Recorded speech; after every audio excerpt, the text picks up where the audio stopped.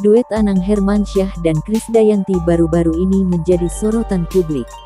Banyak yang terharu akhirnya dua keluarga ini bisa akur usai diterpa badai masalah.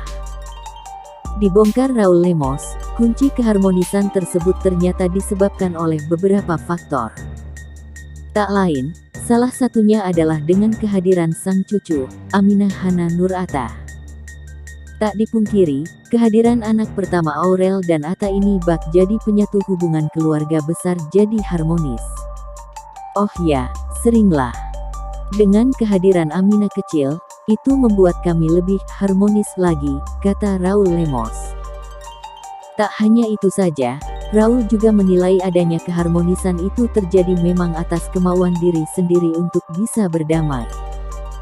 Keharmonisan itu diciptakan dari diri kita sendiri kan, itu kembali ke diri kita. Kalau diri kita membuat harmonis, akan harmonis. Kalau diri kita tidak membuat harmonis, tidak jadi juga, jelasnya. Apalagi kedua keluarga besar Anang dan Krisdayanti sama-sama sudah memiliki anak. Dengan begitu harus lebih menumbuhkan kesadaran diri untuk meredakan rasa egois. Kalau dijadikan inspirasi, alhamdulillah. Kita itu berusaha untuk baik. Namanya kan kita punya anak semua kan. Kade dengan Anang punya anak. Aku dengan mantan istriku punya anak, pungkasnya. Dan ini dia, 7 potret menggemaskan Aminah, si bayi lucu pemersatu keluarga Anang dan Krisdayanti. Kehadiran si bayi menggemaskan Aminah Hana Nur Atta telah membuat kehidupan rumah tangga Aurel Hermansyah dan Atta Halilintar lebih berwarna. Atta Halilintar bahkan pernah mengatakan bahwa kehadiran Aminah yang lahir pada tanggal 22 Februari tahun 2022 membuat dia jadi jarang bertengkar dengan Aurel Hermansyah. Atta pun berjanji akan selalu menjaga Aminah dengan sepenuh hati. Hal ini pernah diungkap Atta Halilintar di Instagram pribadinya pada awal tahun ini. Alasan cucu seperti Aminah bisa bikin keluarga bersatu. Ketika dimintai pendapat mengenai alasan seorang cucu seperti anak Aurel Hermansyah bisa membuat keluarga yang bertikai jadi berdamai dan tambah hangat, parenting dan sex educator member of ASI, Febriski Yahya Seksi MC memberikan jawabannya.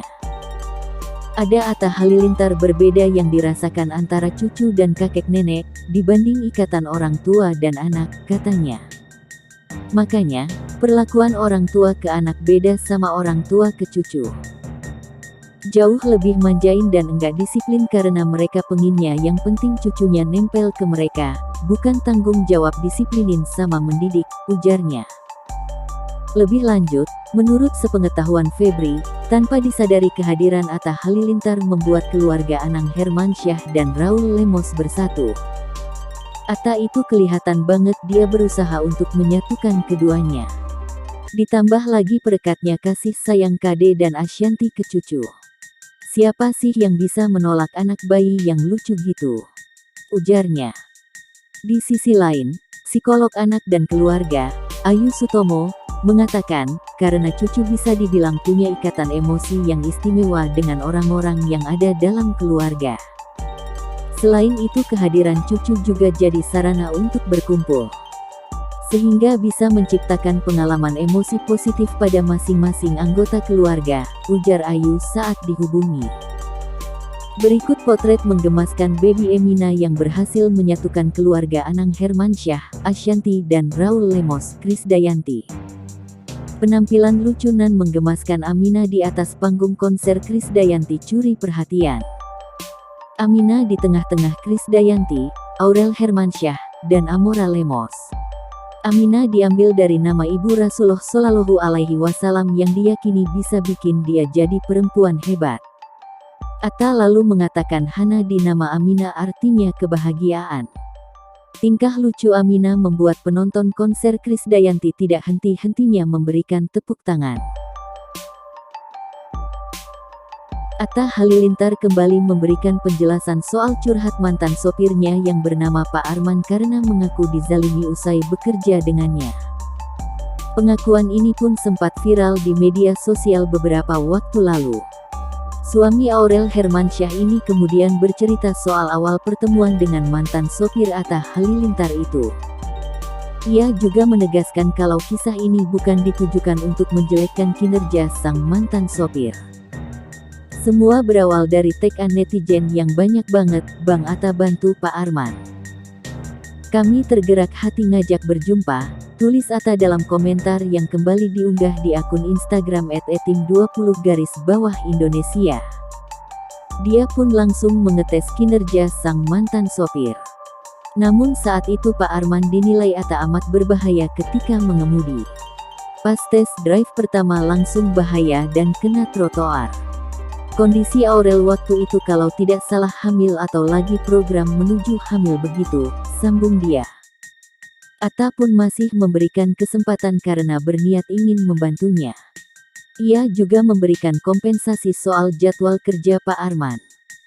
Tapi karena kita ngertiin jadwal Pak Arman jarang banget disetirin karena bapak katanya harus nemenin istrinya jadi kadang datang harus pulang duluan, kadang juga tidak datang dan harus libur, tuturnya. Dengan jadwal kita kebanyakan malam hari syuting pada saat itu Pak Arman tidak bisa karena sore harus pulang. Sedangkan jarang syuting di pagi hari, sambung dia. Atta lalu memberikan kesempatan ke mantan sopir untuk membawa anak-anak kantor dalam mobilnya. Sayang kinerja tidak memuaskan. Dia menilai kalau cara mengemudi Pak Arman amat berbahaya. Akhirnya kita coba beliau nyetirin anak-anak di kantor, tapi anak-anak merasa kantor merasa bahaya, bahkan ada yang laporan suka meleng di jalan. Sekali lagi kita gak nyalahin karena faktor umur dan tenaga, kita mengerti kalau bisa ngantuk di jalan dan lain-lain. Dan dari mulut beliau sendiri kalau nyetir malam rabun, begitu katanya, papar dia. Atta lalu menegaskan kalau sang mantan sopir hanya bekerja selama 2 bulan, bukan 2 tahun seperti rumor yang beredar. Pada akhirnya Atta langsung memberhentikan Pak Arman dari kerjaannya. Ia berdalih kalau pekerjaan sopir berkaitan dengan nyawa dan juga kesehatan jasmani rohani, di mana itu tidak disanggupi oleh Arman. Di bulan ketiga Atta sudah memberikan pesangon yang diklaimnya bisa untuk membeli motor. Bahkan dia juga memberikan modal 30 juta rupiah karena Arman mengaku ingin menjalankan usaha. Suami Aurel Hermansyah menegaskan tak pernah menggaji sopir pribadi hanya 3 juta. Ia pun legawa diberitakan menzalimi karyawan.